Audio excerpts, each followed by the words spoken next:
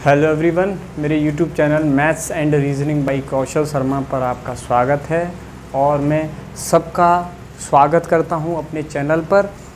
मैंने कुछ दिनों से किसी भी तरह का कोई भी वीडियो नहीं बनाया है, चाहे वो टीचिंग से रिलेटेड हो और चाहे वो किसी मुद्दे को लेकर हो, यूपीएसआई या फिर लेखपाल UP++ PET को लेके तो कोई भी वीडियो नहीं बना पाया। उसकी कुछ वजह हैं। पहली वजह है कि मैं तबीयत मेरा जो है ना वो ठीक नहीं था। इसके अलावा कुछ और परेशानियां थीं, उस वजह से मैंने कोई भी वीडियो नहीं बनाया है, तो इसके लिए मैं क्षमा मांगता हूं। और मैंने CBSE बोर्ड वाले बच्चों को मैंने बोला था कि मैं वीडियो बनाऊंगा, 20 तारीख से बनाऊंगा, तो मैं किसी वजह से नहीं बना पाया। तो कोई दिक्कत नहीं बच्चों, 5 दिन निकले हैं, कोई दिक्कत नहीं। हम आज से स्टार्ट, यानी 4 दिन निकल गए हैं, 4 से 5 दिन हम आज से स्टार्ट कर रहे हैं, ठीक है। तो हम आज से आपको प्रॉपर मैथ्स का वीडियो दिया करेंगे और आप डेली अपडेट यानी देख लिया करो। अगर चैनल पर नए हो तो चैनल को सब्सक्राइब ज़रूर कर लो, ताकि आपको जो भी अपडेट हैं वो मिलती रहें। और अगर हमारा टीचिंग पसंद आता है तो हमारी टीचिंग को आप हर जगह जितना हो सके आपसे वहाँ फैलाने का प्रयास कीजिए, शेयर करके, लाइक करके, कमेंट्स करके, ठीक है। चलिए, तो आज का मैंने 10th क्लास वालों को बोला था कि मैं क्वाड्रेटिक इक्वेशन से स्टार्ट करूंगा, ठीक है, क्योंकि मैंने 3 चैप्टर जो हैं ऑलरेडी वो आपको करा चुका हूं ऑफलाइन क्लासेस में। तो मैं ऑनलाइन क्लासेस में 4th चैप्टर से स्टार्ट करूंगा। 4th चैप्टर का नाम है, चैप्टर 4 का नाम क्या है? According to CBSE board chapter 4 का नाम है क्वाड्रेटिक इक्वेशन।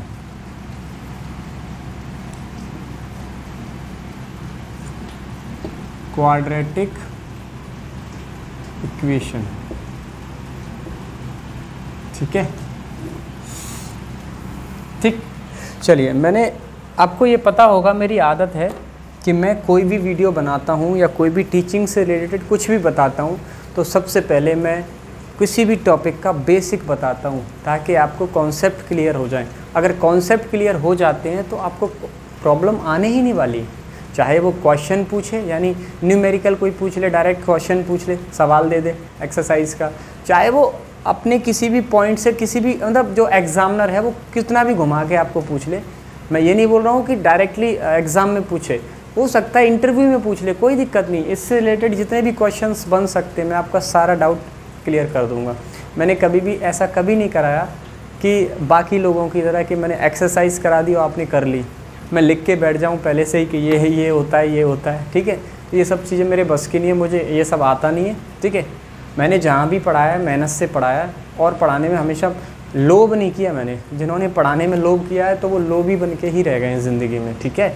चलिए, तो हम बात करते हैं क्वाड्रेटिक इक्वेशन। तो सबसे पहले इसमें 2 शब्द आ रहे हैं, एक तो आ रहा है क्वाड्रेटिक और एक आ रहा है इक्वेशन। तो सबसे पहले हम बात करते हैं क्वाड्रेटिक की। क्वाड्रेटिक का मतलब होता है, अगर मैं हिंदी में बोलूं, इसका मतलब होता है द्विघात। यानी क्वाड्रेटिक का मतलब होता है कोई भी पॉलिनोमियल,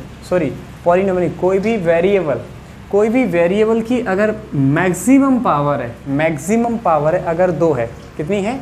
2 है, तो वो क्वाड्रेटिक बोला जाता है। इक्वेशन आपको पता है, इक्वेशन का मतलब होता है कि जहाँ पे 2 साइड होती हैं, LHS और RHS, या ये समझिए इक्वेशन जो होता है वो वैल्यूज़ देता है, इक्वल में 0 रहता है, ठीक है। ये सब मैं आपको बता चुका हूँ। तो सबसे पहले हम क्वाड्रेटिक बता दिया मैंने, इक्वेशन बता दिया। अब मैं इसको मिलाकर बताता हूँ कि क्वाड्रेटिक इक्वेशन की डेफिनेशन क्या है। मैं आपको कभी भी किताबी डेफिनेशन नहीं देता हूँ, मैं अपनी डेफिनेशन अपनी तरह से समझाता हूँ आपको। किताब में जो लिखा है वो अपनी तरीके से आप रट लीजिए, कोई दिक्कत नहीं, ठीक है। किताबी डेफिनेशन नहीं काम आती है। आपने कौन सी मूवी है? 3 इडियट्स, है ना। 3 इडियट्स जो मूवी है उसमें आपने देखा होगा, आमिर खान जो होता है उससे मशीन की डेफिनेशन पूछी जाती है, तो वो जो डेफिनेशन बताता है वो डेफिनेशन अच्छी बताता है कि मशीन क्या है, कि जो कोई भी काम को आसान बना दे, सरल बना दे। तो उसने एक जिप का एग्जाम्पल दिया था, तो कोई दिक्कत नहीं। तो इसको लोग हंस रहे थे, उसमें मजाक उड़ाते टीचर भी, लेकिन हालांकि वो उसने आंसर सही दिया था। बस ये है कि समझने और कहने का तरीका अलग था। अब दूसरे ने जो बताया वो किताब में जो लिखा था वो प्रॉपर बता दिया, तो उसको एग्जैक्ट माना गया, ठीक है। तो रट के कोई कुछ नहीं होता है।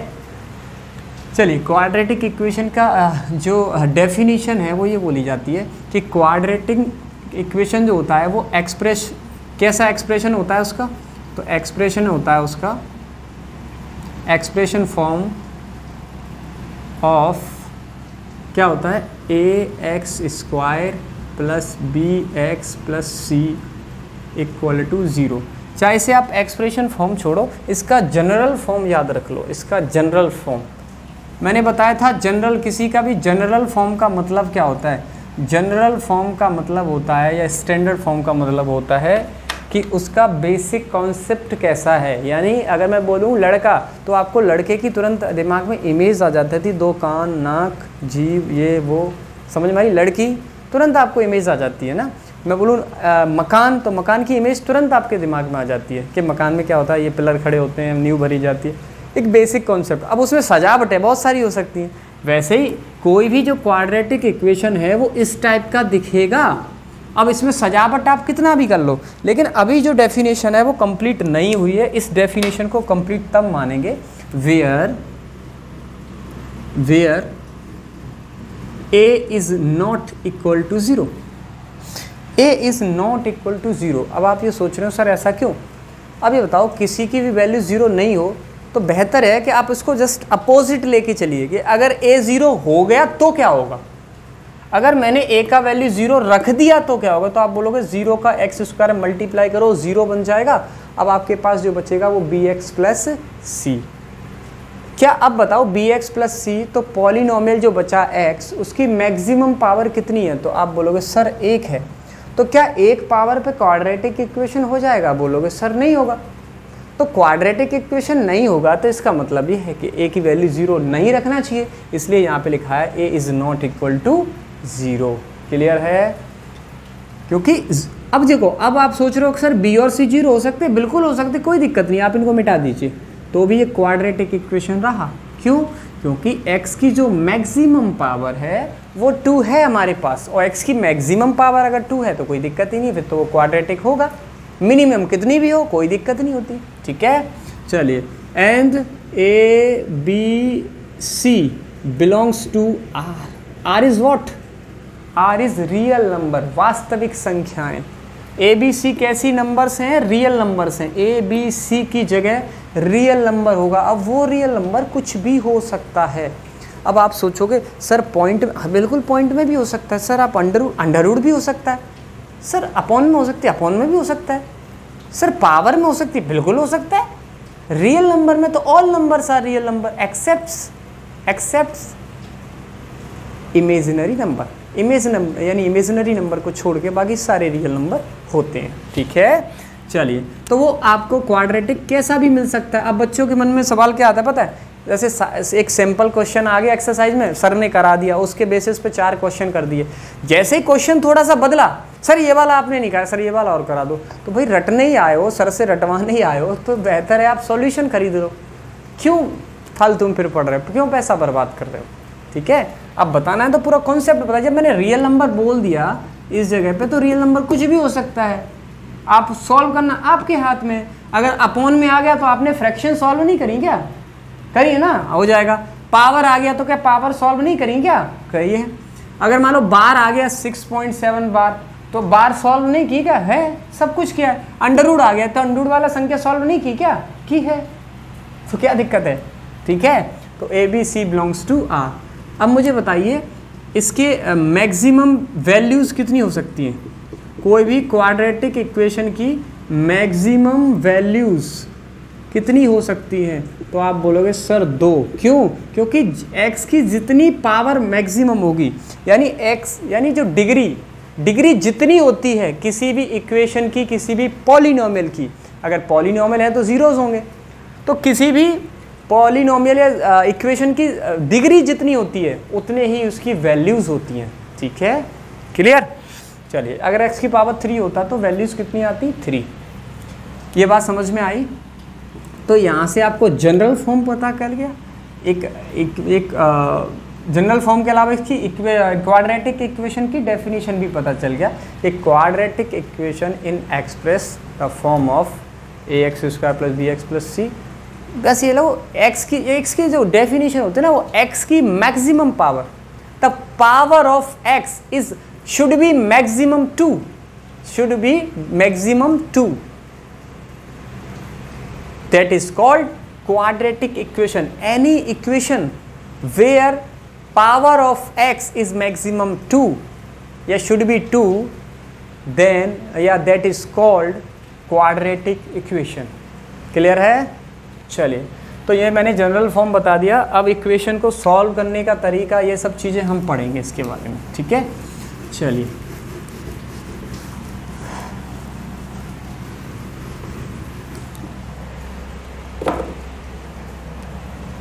अब एक चीज़ और देखिए, वो ये है कि आपने पढ़ा होगा श्रीधराचार्य सूत्र, श्रीधराचार्य का सूत्र। देखिए, श्रीधराचार्य का सूत्र जो है वो ये होता है कि अगर हमें x, कोई भी, देखो x क्या है वहाँ पे, वेरिएबल, तो वेरिएबल x हो, y हो, जो भी हो, तो x की वैल्यू हमें निकालना है, तो फॉर्मूला होता है -b plus minus root of b square minus 4ac upon 2a, ये होता है फॉर्मूला। अब ये आया कैसे, हम ये भी आपको बता देंगे, ठीक है? हम ये भी आपको बता देंगे कि आया कैसे पूरा, कि उन्होंने कैसे सोचा था कि हम ये वैल्यूज ऐसे निकालेंगे। उससे पहले आपको जानने की ज़रूरत है कि ये जो ax square plus bx plus c, इसमें आपको ABC कैसे पहचानना है कि कौन सा a है, कौन सा b है, कौन सा c है। तो आप बोलो सर लिखे हुए हैं, भाई ABC वहाँ पे लिखे नहीं होंगे, वहाँ पे कुछ नंबर्स दिए होंगे।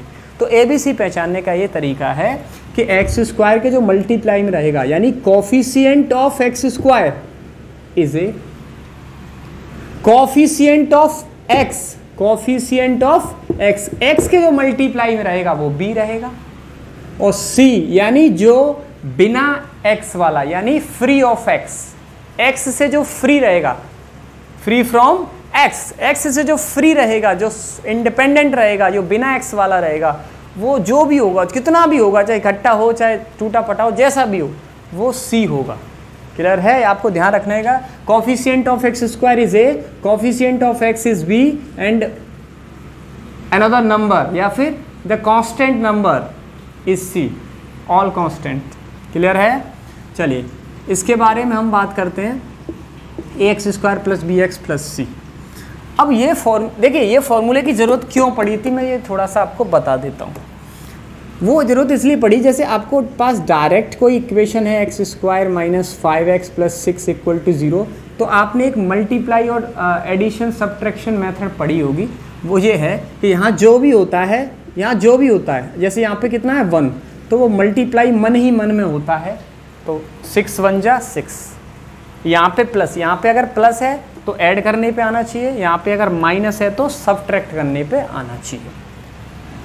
तो इसका 6 1 जा 6 ये मल्टीप्लाई दिमाग में रहता है। यहाँ पे अगर 2 होता है, 2 6 से 12 नहीं लिखेंगे। यहाँ पे हम क्या करते हैं कि यहाँ पे माइंड में ही उसका मल्टीप्लाई करते हैं, तो 6 1 जा 6, तो मल्टीप्लाई करें तो 6 आना चाहिए और ऐड करने पर 5 आना चाहिए। ऐसी दो नंबर्स आपको बतानी है, ऐसी दो नंबर्स आपको बतानी हैं जो ऐड करने पे 5 आता हो, जिन्हें ऐड करने पे 5 आता हो, एंड सब्ट्रैक्ट मल्टीप्लाई करने पे 6 आता हो। तो आपके दिमाग में तुरंत से आ जाएगा 3 और 2, 3 और 2। तो आपको पता चल गई कि ये नंबर्स हैं 3 और 2। लेकिन यही चीज़ अगर मैं ऐसे पूछूं कि एक्स स्क्वायर माइनस 5x और प्लस 3 इक्वल टू 0, तो आप क्या करोगे, यहाँ पे 1 है तो 1 का मल्टीप्लाई करोगे कितना 3, तो मल्टीप्लाई करें तो 3 आना चाहिए, ऐड करने पे 5 आना चाहिए। तो आप कहोगे सर ऐसी कोई भी नंबर्स नहीं है, अगर होंगी भी तो वो अपॉन में हो सकती हैं, इमेजनरी हो सकती हैं। तो इसके लिए देखो ये तो डायरेक्ट हो जाता है, लेकिन ऐसे क्वेश्चन को जल्दी से जल्द सॉल्व करने के लिए, वो नंबर्स को जल्दी फाइंड करने के लिए हमें श्रीधराचार्य की ज़रूरत पड़ी थी। श्रीधराचार्य जो फॉर्मूला है।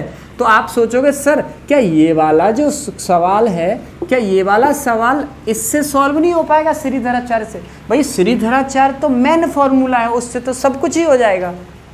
समझ में आ रही है? लेकिन यहाँ से ये श्रीधराचार्य में रखने से बेहतर है इसको डायरेक्ट यहीं पे सॉल्व कर लो तो ये जल्दी हो जाएगा। वैसे सारे क्वेश्चंस जितने भी क्वाड्रेटिक इक्वेशन के क्वेश्चंस हैं, अगर x की वैल्यू फाइंड करना है यानी y की जो भी वेरिएबल की वैल्यू फाइंड करना है तो ये फॉर्मूला ही यूज़ होता है। लेकिन हमें जल्दी करने के लिए हम ये वाला भी कॉन्सेप्ट लगा देते हैं, मल्टीप्लाई और सब्ट्रैक्ट वाला या एडिशन वाला। क्लियर हो गया? तो हम ज़रूरत के हिसाब से काम करेंगे। अगर फैक्टर जल्दी हो रहे हैं तो ठीक है, फैक्टर अगर नहीं हो रहे हैं तो क्या करोगे, इस पे आ जाओगे आप। तो आप बोलोगे सर ये वाला कॉन्सेप्ट रख ही क्यों रहे हो, ये वाला हटा दो, सब जो भी फॉर्मूला जो भी क्वेश्चंस आएगा वो हम इसी से ट्राई करेंगे। बेटा ऐसा है, देखो इसमें क्या है कि थोड़ा सा टाइम टेकिंग है। पहले ये माइनस बी प्लस साइन लेना पड़ेगा, माइनस साइन लेना पड़ेगा, फिर इसे सॉल्व करने पड़ेगा, दिक्कतें हैं। इसलिए ये जो है रेयर कंडीशन में हम इसे यूज़ करेंगे। अब आप ये सोच रहे हो सर इन्होंने ये फॉर्मूला कैसे अपने मन से बना दिया? देखो अपने मन से इन्होंने कुछ भी नहीं बनाया। अपने मन से कहने का मतलब कि इन्होंने कहीं से उठा के नहीं रखा है, इन्होंने इसी से निकाला है। ये जो लिखा है ना ax² + bx + c, इसी से ये फॉर्मूला निकाला है। अब कैसे निकाला है ये हम आपको बता रहे हैं, ठीक है? इसे कॉपी करना हो तो कर सकते हो, तब तक मैं इंक डाल लेता हूँ। क्लियर?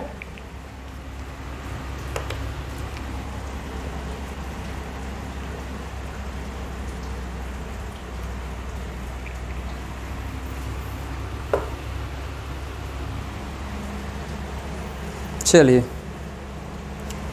अब हम ये निकाल रहे हैं कि इन्होंने जो फॉर्मूला निकाला है ये वाला, वो कैसे निकाला, इन्होंने क्या ऐसा सोचा है। तो कुछ भी ऐसा नहीं है जो तुमसे अलग हो, वही सब कुछ है। बस ये थोड़ा उन्होंने दिमाग लगाया था, तुम भी लगा लेते तो तुम भी कुछ ना कुछ निकाल के रख देते। ठीक है, तो चलिए उन्होंने क्या निकाला है बता रहा हूँ।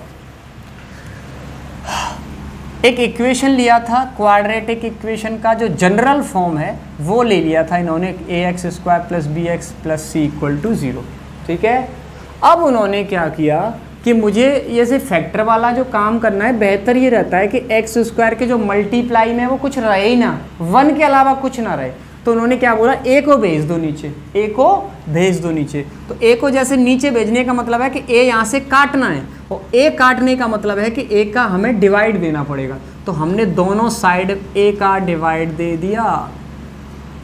क्लियर है? a का डिवाइड दे दिया। a का डिवाइड देने से a कट गया, तो ये कितना बचा, x², ये बचा b/a(x), और इसको इक्वल में लिख दिया उन्होंने -c/a। ठीक है, चलिए ये इन्होंने लिख दिया। अब उन्होंने क्या सोचा कि ये बताओ कि x² + b/x लिखा -c/a। अब इसे x का अगर वैल्यू फाइंड करना है तो हमें x के साथ इसको पूर्ण वर्ग बनाना पड़ेगा, यानी परफेक्ट स्क्वायर बनाना पड़ेगा। और परफेक्ट स्क्वायर बनाने का जो कॉन्सेप्ट रहता है, जो ट्रिक रहती, ट्रिक तो नहीं मानूंगा मैं, कॉन्सेप्ट जो रहता है वो कुछ ऐसा रहता है। देखिए कैसे, मुझे इसको परफेक्ट स्क्वायर बनाना है तो आपको क्या करना है, x का मल्टीपल देखना है, मल्टीपल नहीं, x का कॉफिशिएंट देखना है। x का कॉफिशिएंट कितना है, तो आप बोलोगे सर b/a, प्लस का वो भी प्लस b/a। ठीक है बेटा, b/a यानी x का जो मल्टीप्लाई है या x के जो कॉफिशिएंट है उसका करो आधा। कितना करो, आधा। बताओ b/a का आधा क्या होगा, तो आप बोलोगे सर b/a का आधा हो जाएगा b/2a। कैसे, तो b/a और आधे का मतलब होता है 1/2। तो मल्टीप्लाई करोगे तो b1 जा b और 2 का a में करोगे तो 2a। तो कितना हो गया, b/2a। अब जो भी आधा करने पर आया है बेटा, तो उसको क्या करना है, उसका स्क्वायर कर दो, और वही इधर भी ऐड कर दो और इधर भी ऐड कर दो, दोनों साइड ऐड कर दो। ठीक है, तो चलो b/ax का आधा, तो आप बोलो सर b/2a, तो b/2a उसका क्या कर दो, स्क्वायर। इतना ही ऐड कर दो, इतना ही सब्ट्रैक्ट कर दो। तो मैं ये कह रहा हूँ इधर जो सब्ट्रैक्ट करोगे b/2a का, जी इतना ऐड कर दिया, इतना ही सब्ट्रैक्ट कर दो। तो इतना ही सब्ट्रैक्ट करने से बेहतर है कि सब्ट्रैक्ट वाला उधर ले जाओ, तो उधर कैसा हो जाएगा, प्लस का। तो मैं ये कह रहा हूँ कि b/2a का जो स्क्वायर है इधर भी ऐड कर दो और इधर भी ऐड कर दो, और -c/a। ये बताओ क्या कोई फ़र्क पड़ेगा? तो आप बोलोगे नहीं सर कोई फ़र्क नहीं पड़ेगा, इसको काट सकते हैं, कोई दिक्कत नहीं। लेकिन हमने ऐसा किया क्यों? क्योंकि हमें परफेक्ट स्क्वायर बनाना है, तभी x की वैल्यू फाइंड होगी। ओके, अब जैसे ही आप ये देखोगे तो ये जो है वो x + b/2a का होल स्क्वायर है, यानी परफेक्ट स्क्वायर बन गया। परफेक्ट स्क्वायर बन गया तो काम आगे हो जाएगा। कैसे पता चला सर ये स्क्वायर बन गया? भाई हमने बनाया ही इसीलिए कि आधा करो, वर्ग कर दो, जोड़ दो। क्लियर है? तो जब भी स्क्वायर बनाना है फिर आपको बीच वाला ये जो है ना वो नहीं देखना है, आपको देखना क्या है, यहाँ देखना है ये एक्स स्क्वायर किसका स्क्वायर होता है, तो एक्स का। b/2a स्क्वायर किसका, वो b/2a पे स्क्वायर लगाया तो b/2a यहाँ पे लिख दिया।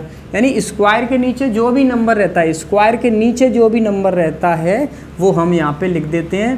प्लस या माइनस साइन जो होता है वो इस पे डिपेंड करता है। अगर ये प्लस है तो यहाँ प्लस आएगा, अगर ये माइनस है तो यहाँ पर माइनस आएगा। क्लियर है? चलिए, अब आपको पता है इसका जो स्क्वायर होगा वो होगा b²/4a स्क्वायर और -c/a।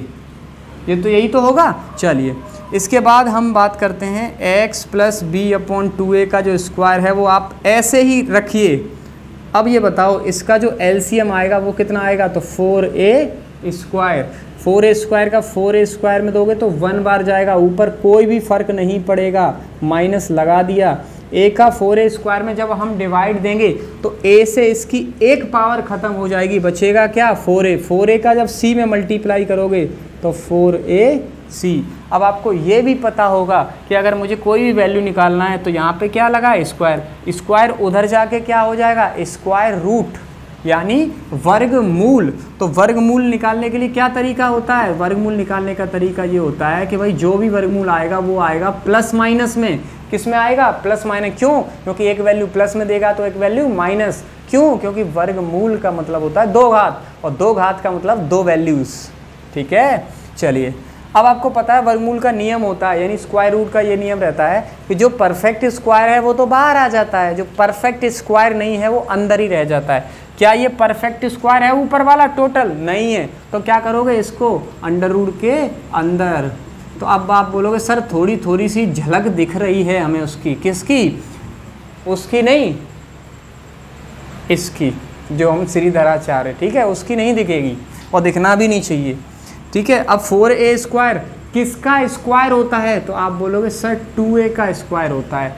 यानी 4a स्क्वायर जो है वो बाहर आ गया, क्या, 2a बन के। कैसे? स्क्वायर रूट से।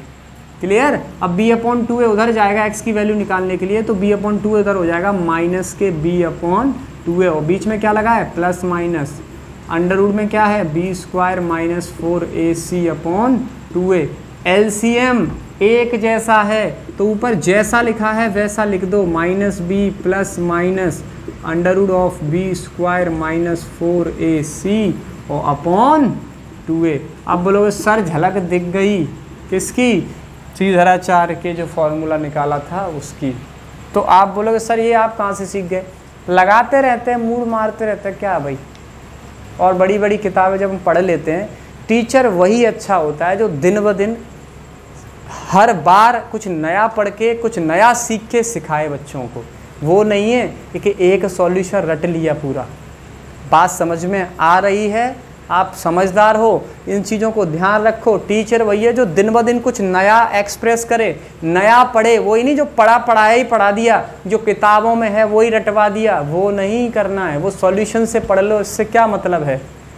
हर बार अगर आप आर.डी. शर्मा पढ़ो, फिर आप महेश चंद्र की पढ़ो, फिर उसके बाद आप हरस्वरूप शर्मा की पढ़ो, ये हर बार कुछ नया पढ़ो, फिर बीएससी की पढ़ो, कुछ एमएससी की पढ़ेंगे। मैथमेटिक्स को हर बार कुछ अलग तरीके से पढ़ेंगे तो कुछ ना कुछ नई चीज़ आपके दिमाग में आएगी, और जब आपके पास नई चीज़ दिमाग में आएगी तो आप समझ जाइए कि आप बहुत अच्छे टीचर बन रहे हो और बन सकते हो। लेकिन वो लिखा पढ़ाया जो लोफी क्या बोलते हैं उसको, पोथी पत्रा जो लिख के रख दी उसी को पढ़ा दिया तो क्या मतलब है। उससे बेहतर है आप सॉल्यूशन खरीद लीजिए। ठीक है? चलिए, तो ये आपका आ गया क्वाड्रेटिक इक्वेशन। अब आप कह रहे हो सर वो जो आपने किया था ना 2 और 3 वाला, वो इससे भी हो सकता है? बिल्कुल हो सकता है, क्यों नहीं हो सकता है, बिल्कुल हो सकता है।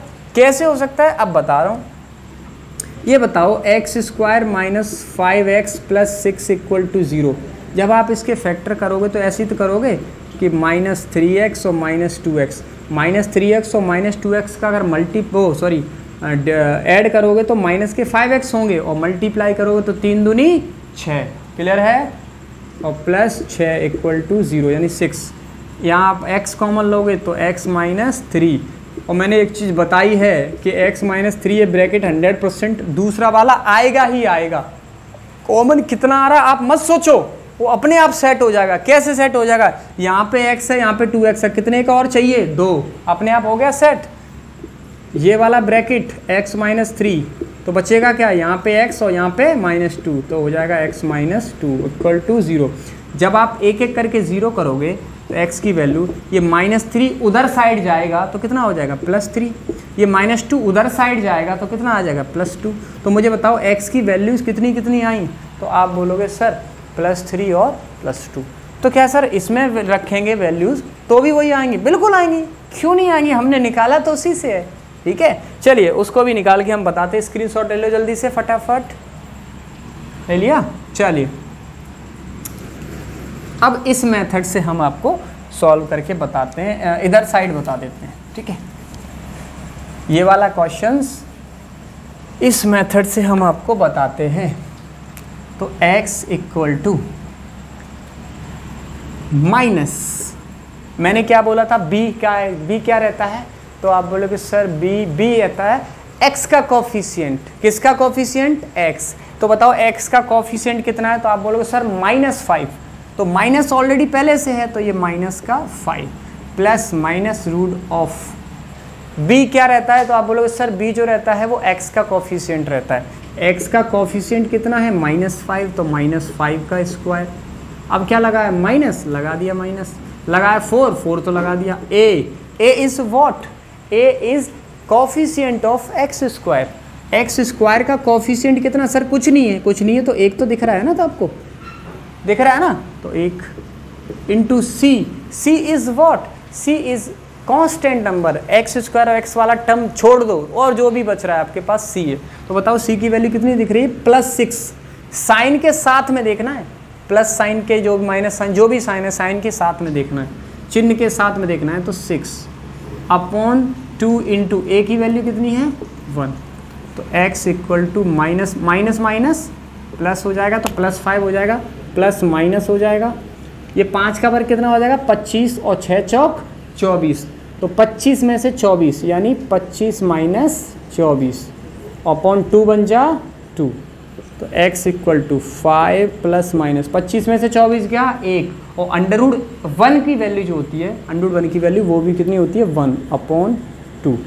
एक बार प्लस साइन ले लो, एक बार माइनस साइन ले लो, एक बार प्लस साइन ले लो, एक बार माइनस साइन ले लो। जब भी आप प्लस साइन लोगे तो ये माइनस वाला काम नहीं करेगा ना। तो 5 + 1 कितना हो गया? 6। और 6 का डिवाइड 6 में अगर 2 का डिवाइड दो, यहाँ 5 1 6, 2 का डिवाइड दोगे तो x की वैल्यू कितनी आ जाएगी? सर 3 आ जाएगी। अच्छा, जब आप माइनस साइन लोगे तो ये प्लस वाला नहीं काम करेगा। तो 5 - 1 कितना हो जाएगा? 4। और 2 का डिवाइड देंगे तो x की वैल्यू कितना आ जाएगी? 2। अब बताओ बच्चों कि ये बताओ कि जब मैंने इस मेथड से जो मल्टीप्लाई और सब्ट्रैक्ट मेथड या एडिशन मेथड जो भी की थी, तो उससे वैल्यू भी x equal to 3 y equal to 2, वो x इक्वल टू 3 और y equal to x equal to 3 और x इक्वल टू 2 आ रहा था। तो यहाँ पे भी x equal to 3 x equal to 2 आ रहा है। तो बताओ ये जल्दी काम कर रहा था, इसमें थोड़ा टाइम लगा, ये और जल्दी काम कर सकता था। ठीक है, तो इसलिए हमने ये सब किया था। अब आपको क्वाड्रेटिक इक्वेशन के बारे में एक चीज़ ऐसी बताने जा रहा हूँ जो आपने सदैव रटी है, और मैं 100% कह सकता हूँ आपने रटी हैं, एक आध दो को छोड़कर। क्यों? क्योंकि टीचर ने रटवाई है आपको, इसमें आपकी कोई कमज़ोरी नहीं है, टीचर ने रटवाई है। अब मुझे बताओ x की जो भी वैल्यूज़ आती थी, अगर मैं एक को अल्फ़ा लेट कर लूँ, x की 2 वैल्यूज़ आती थी, ये तो पता है ना, क्वाड्रेटिक में x की कितनी वैल्यू आती है? 2। तो एक वैल्यू को अगर मैं अल्फ़ा लिख दूँ और एक वैल्यू को अगर मैं बीटा लिख दूँ और इनका नाम दे दूँ रूट्स, क्या दे दूं, roots.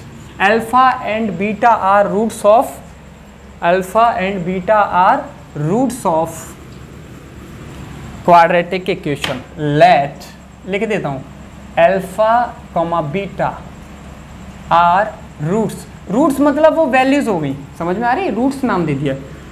Alpha and beta are roots of quadratic equation, quadratic equation, कौन सा इक्वेशन है, ax square plus b x plus c equal to 0। चलो इधर नहीं बन रहा है, कोई दिक्कत नहीं, इधर आ जाओ। ax square plus b x और प्लस सी इक्वल टू 0। ठीक है, अब आपने क्या रटा है मैं बता रहा हूँ। आपने ये रटा है कि डिस्क्रिमिनेंट कैसे निकालते हैं। d इक्वल टू क्या होता है, discriminant root of b square minus 4ac, तो डी स्क्वायर बराबर under root b square minus 4ac, ये डिस्क्रिमिनेंट इसको बोलते हैं। क्या बोलते हैं, डिस्क्रिमिनेंट। तो फिर आपने क्या किया है कि अगर ये डिस्क्रिमिनेंट 0 होगा तो उसके रूट्स कैसे होंगे, अगर ये ग्रेटर देन 0 होगा तो कैसे होंगे, लेस देन 0 होगा। ये सब आपने बहुत रटा है। रटा है या नहीं रटा है, तो आप बोलोगे सर रटा है। आपको मैं आज एक ऐसा तरीका बता रहा हूँ जिसमें आपको रटने की कोई भी ज़रूरत नहीं है, कोई भी ज़रूरत नहीं है कि ऐसे रूट होंगे तो ऐसा होगा, ऐसे होंगे तो ऐसा होगा, नहीं, कुछ भी नहीं, अपने आप आएगा सब कुछ। कैसे आएगा देखो फटाफट। ये बताओ, सीरीधर्चार्य का फॉर्मूला आपको याद है, सर याद है, minus b plus minus under root of b square minus 4ac upon 2a। Sir बार बार लिख देते हो, क्या आपको बीमारी है? बोले सर बीमारी है क्या आपको? मैंने बोला हाँ सर बीमारी है मुझे। ठीक है, चलिए अब बात करते हैं, ये क्या है, discriminant B square minus 4ac, इसके जो अंदर आ रहा है ये क्या है, डिस्क्रिमिनेंट। तो अब ये बताओ कि अगर मैंने बी स्क्वायर माइनस 4ac की वैल्यू अगर मैंने 0 पुट कर दी तो क्या ऐसा हो, क्या आग ऐसी इसमें लग जाएगी, क्या ऐसा हो जाएगा जो आप नहीं सोच सकते। तो आप बोलोगे सर इसमें जो होगा ना वो ये होगा कि अगर ये 0 हो गया बी स्क्वायर माइनस 4ac और अंडर रूट में 0 लिखा नहीं जाता, यानी ये वाला मैटर तो खत्म ही हो गया। तो ये वाला मैटर ही खत्म हो गया तो फिर प्लस माइनस भी है, इसका कोई काम नहीं, क्योंकि आप b में प्लस 0 करो तो भी b आएगा, माइनस 0 करो तो भी आएगा। इसका मतलब है कि इसका कोई काम रह ही नहीं गया, यानी ये मैटर सब मिट गया, ये वाला मैटर मिट गया। अब मुझे बताओ जो भी रूट आएगा वो एक जैसा होगा कि नहीं होगा? तो आप बोलोगे सर होगा, अगर ये आ रहा -2 तो दूसरा भी -2 ही आएगा, आएगा कि नहीं आएगा? बिल्कुल आएगा।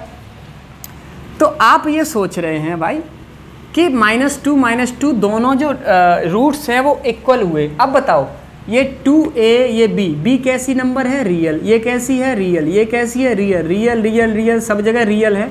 तो रूट्स कैसे होंगे, रियल होंगे कि नहीं होंगे? बिल्कुल होंगे।